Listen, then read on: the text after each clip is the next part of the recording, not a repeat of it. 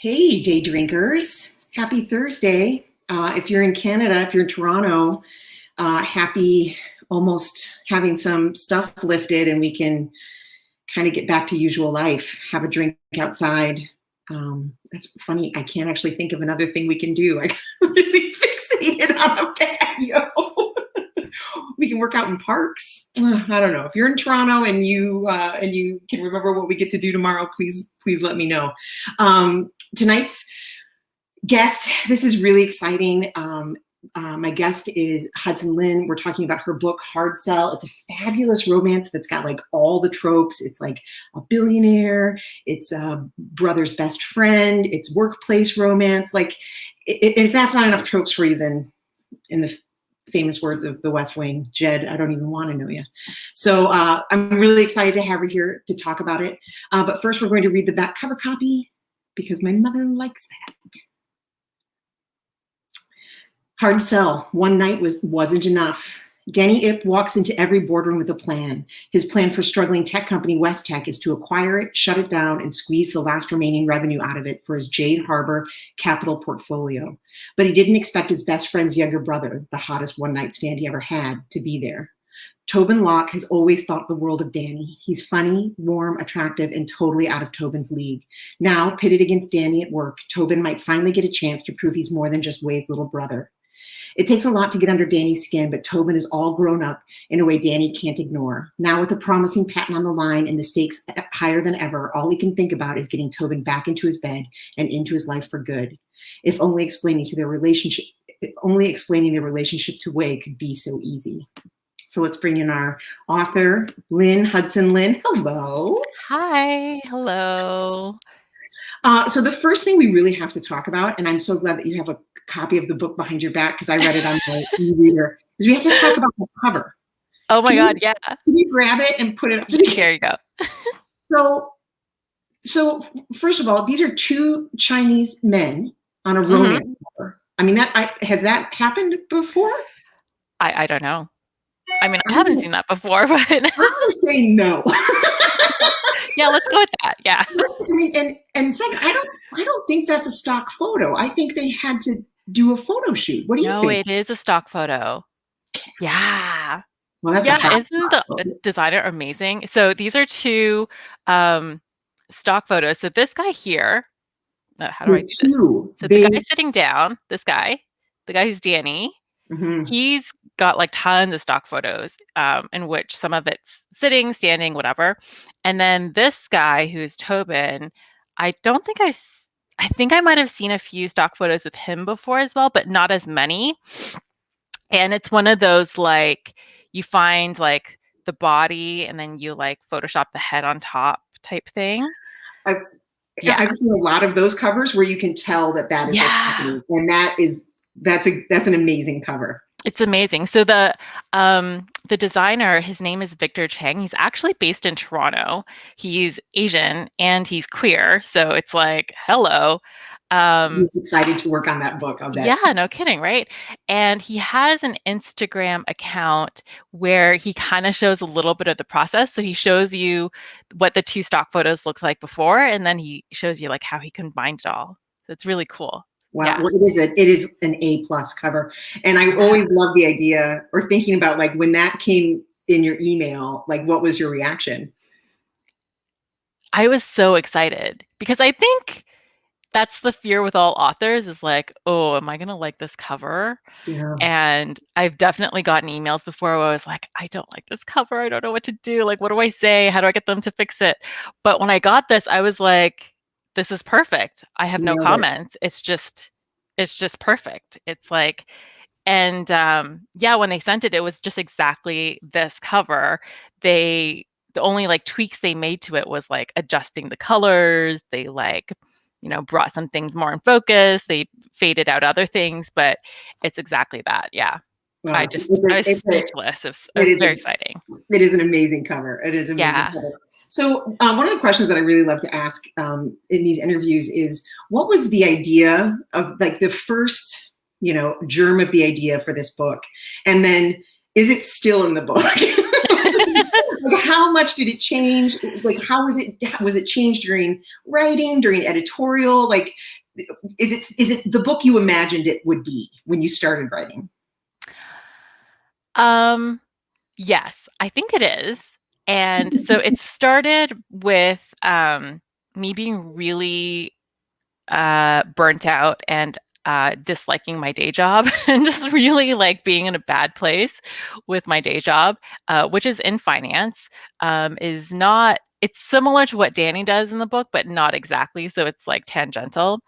Um, and I've been really unhappy at work for a long time. Had already written a few books, so was like, oh, it'd be great if I could, write full time, but that's very difficult to do. Um, and then right around the time when I was like, I gotta do something, like something's gotta give, um, an editor at Karina reached out to me and was like, hey, we've got Karina a Doors line, and would you like to pitch an idea for the line? And I was like, sure. You don't say no to those types of opportunities. All right. And then I was like, what do I write about? And I was like, well, I hate my job, so I write about that. Well, the details in the, like, Danny is trying to buy out West Tech, and Tobin is kind of trying to save it. Like, he's a guy who's kind of been brought in to save it, and the details about one of the things that I really liked about this book is, one, there are 1,000 billionaire romances out there where the billionaires don't seem to ever work. And I think if you're a billionaire, you're going to work a lot. And Danny works a lot. Like, it's actually a problem. And there's a lot of billionaires in romance novels who do work, but they work like these vague, like finance, super whatever, and like the details were amazing. Like, I was really sucked in. I was very intrigued by patterns. Good. So how did you balance the amount of detail that you put in? Was your editor like, hey, we don't need an education in finance? Yeah, definitely. I had to like really tone that down. And then at one point I was like, should we have a glossary of like all the finance terms? And my editor was like, no, people don't care. People don't care about that. So I'm just like, oh, okay. Yeah, but there's a lot of like, sort of like fudging around the corners of like, well, this wouldn't really happen in finance, but it works for the story and it's fine. No one's gonna know. No. Yeah. I mean, truly, like, only somebody with advanced experience in finance. Otherwise, it's just really compelling stuff and reads realistically. Like, it's one of the things that I also really liked about this book. This is going to be one of those interviews where I tell you what I like about the book and you try to make it into a question. But another thing that I really liked about it was, and I think it might be more reflective of what I'm reading romance books. I'm tending to read these kind of category length, sharp shocks of romance, and this felt almost, and this is a compliment, old school in a way. Like, it felt like it was the whole world. It was their jobs. It was their families. Everything was conflict. Like, it was, how difficult was that to balance? And did it kind of keep growing? Were you like, oh God, I got to rein this in? Yeah, it did keep growing. And actually, kudos to my editor for pushing me in that direction. Because at first I was like, it wasn't that big. At first it was much more just like Danny and Tobin and like Wei, because that's like the key, like brother's best friend, right? Or like best friend's brother. And then in order to sort of understand Tobin's development as a character, why he is like born and raised in Toronto, but then he goes out to Vancouver to kind of escape his family. But so in order to understand why he did that and to have him grow in the story, I had to dig more into his relationship with his family, and so that's when like all the family members got brought in more. So like the parents that are a little overbearing and like a little nosy, and Wei, who's like also an overbearing older brother type. And then Wei has his own little family, so he's got these two little precocious twins. And that's kind of the angle for Danny too, that coming from like Wei's twins, where like Danny sees his best friend with this seemingly idyllic family, and he's like, I want that, like he saw his best friend grow up with a family that looked perfect, and now he's got his own perfect family, and Danny's like, I want that. So yeah, it started just with this like one night stand idea between these two, and then it grew into this massive thing with this whole family.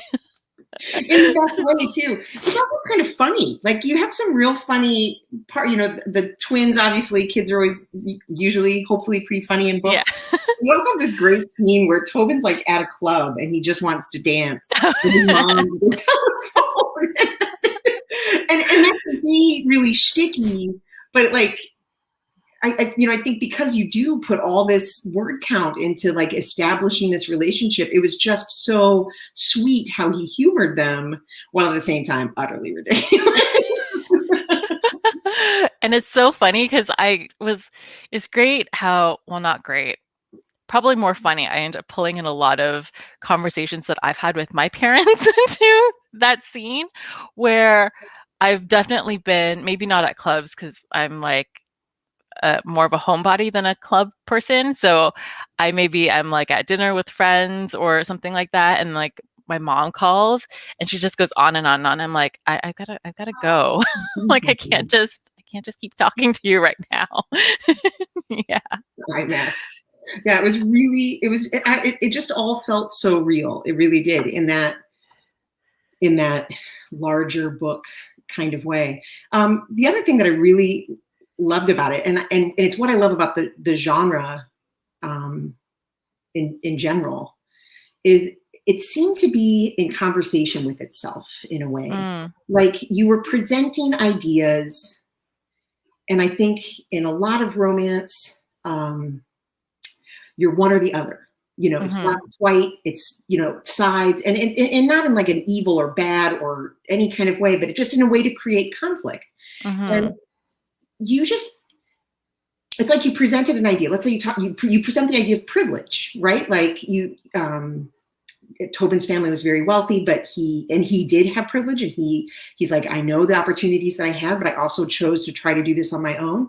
And Danny had no privilege, but except that he knew this family, and they kind of kept giving him money and helping him out, and he accepted that. And so they wrestle with their privilege a lot in this book. I thought that was so interesting. Oh, thanks. I've never thought about it quite that way. Yeah, I mean, it's true. It's like a hang up for both of them in different ways.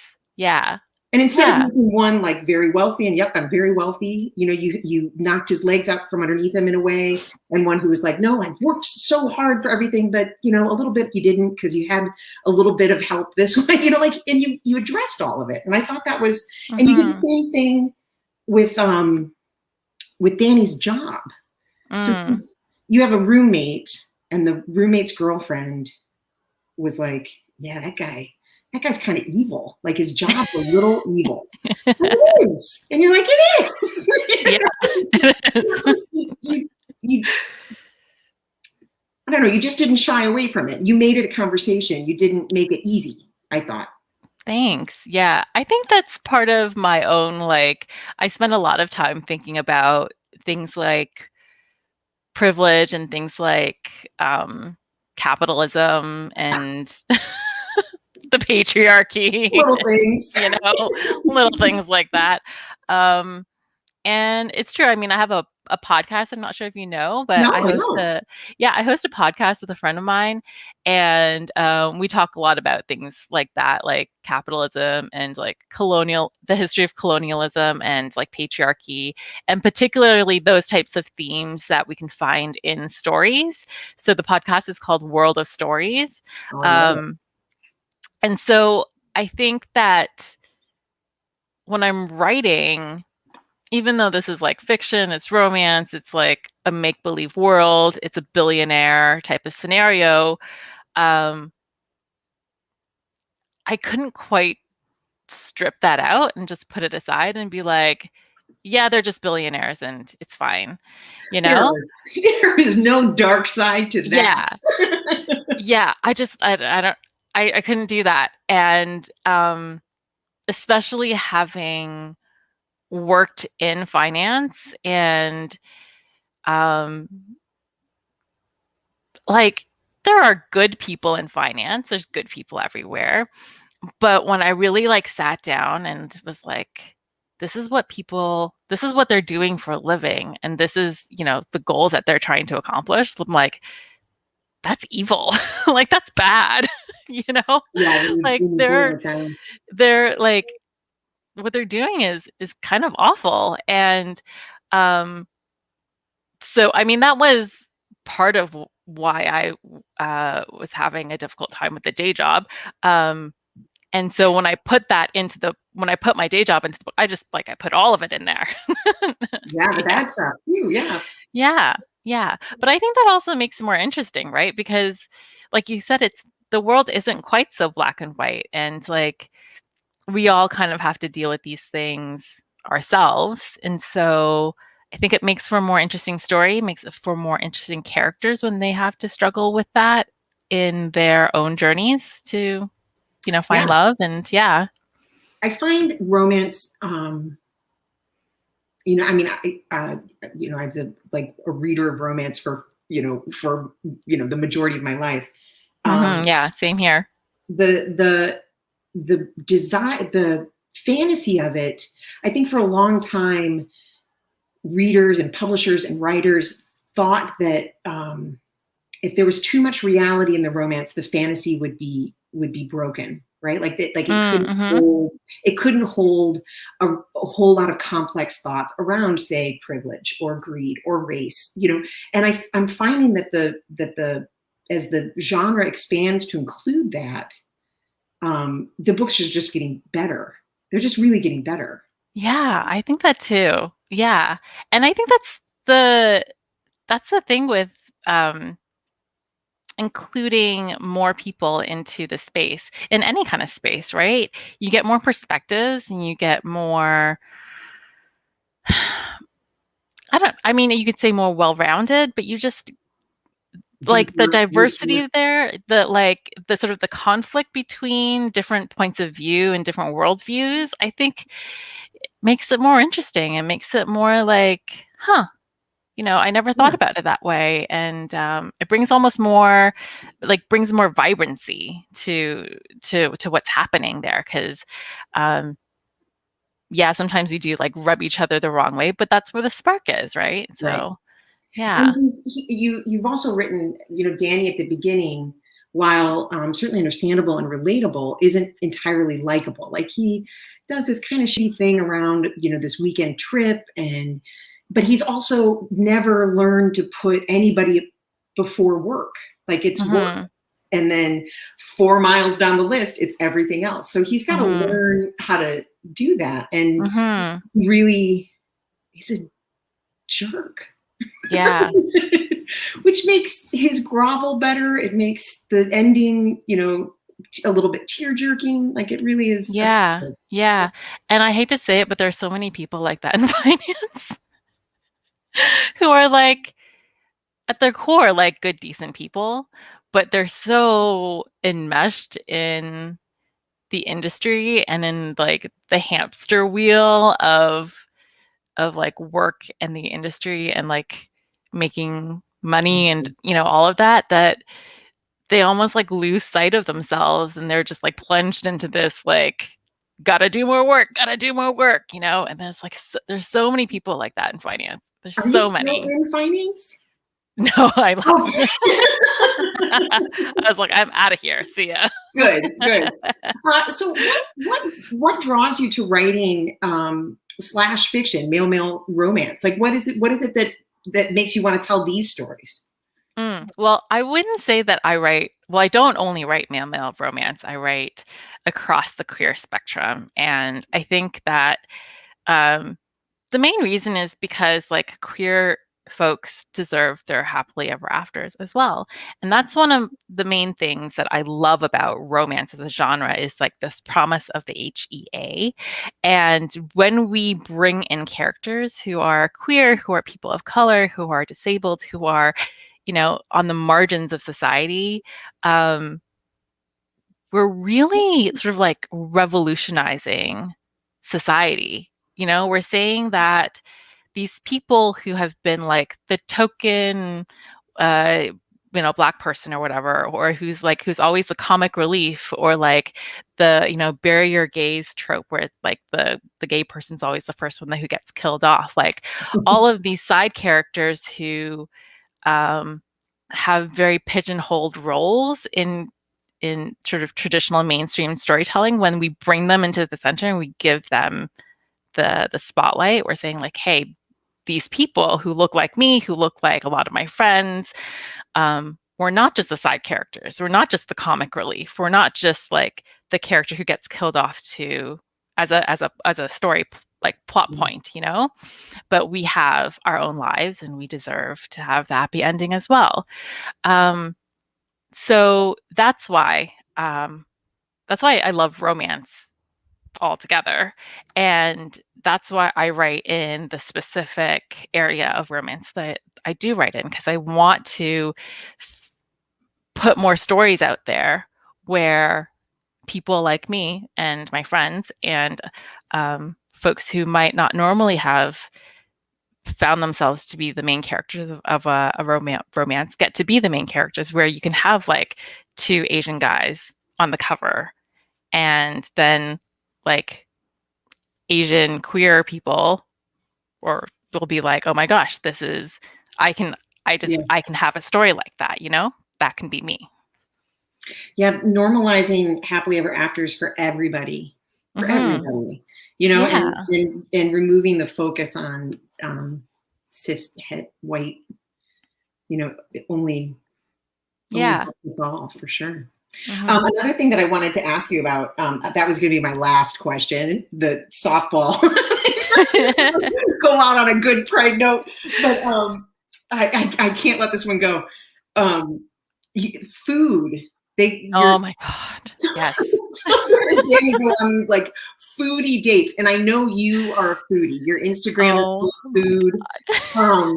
So like, how is that a part of all of your romances? Like, is that? Yeah.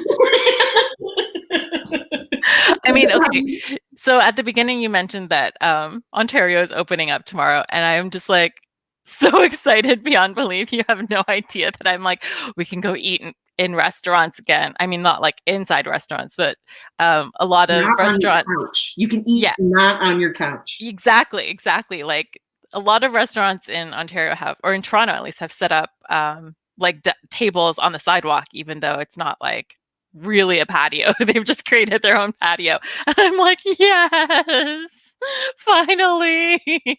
So what, I'm sorry to take it a little bit away from your book. Like, what during the quarantine, like what is a food that like you have perfected? Because you were quite cook too. Oh my gosh.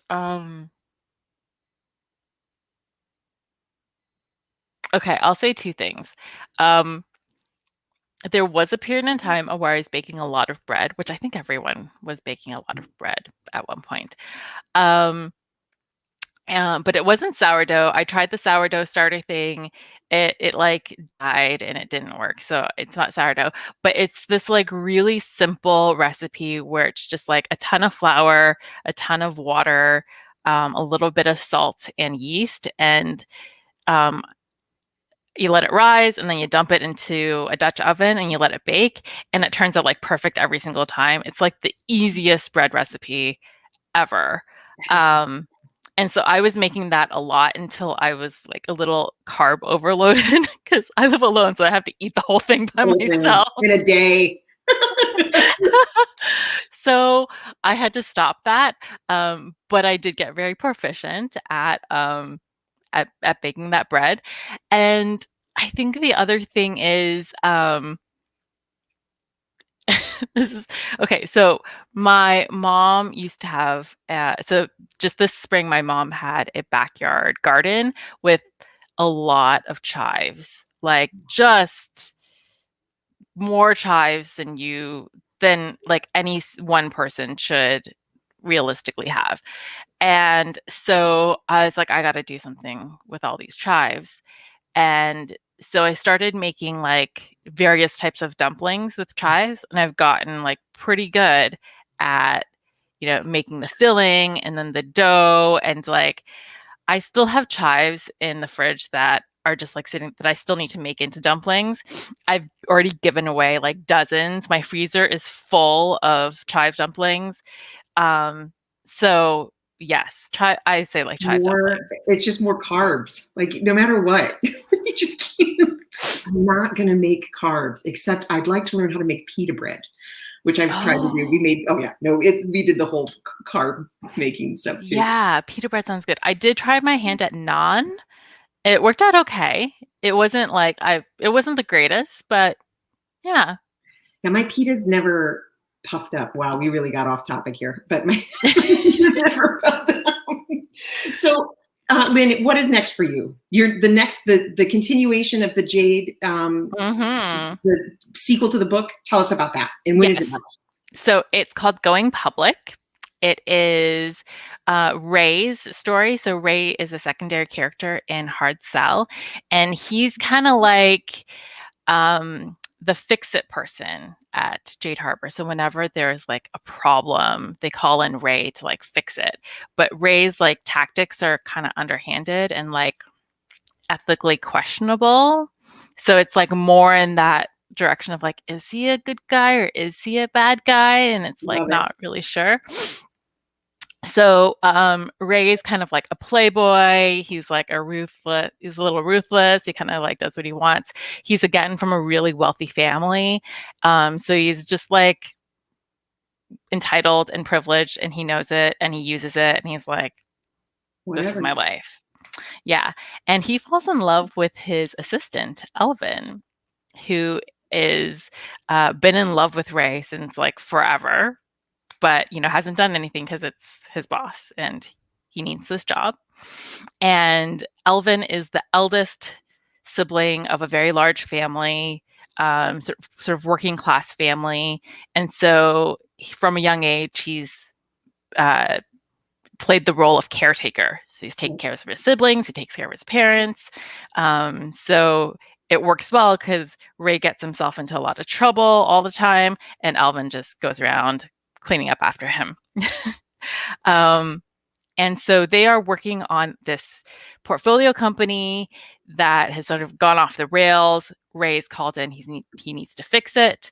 And he uses his typical underhanded tactics to try to fix it. But then things don't really go the way he planned. And so they were off the rails before, and now they go even more off the rails. And Elvin's like, I can't help you this time because this is like way too messy. And so they got to figure out how to dig themselves out of a hole. Oh man, yeah. Sounds great. I can't wait. I cannot wait. Thank you so much, Lynn, for coming to hang out with us. I know you've had a busy day doing promo stuff, so I appreciate your time. Thank you for having me.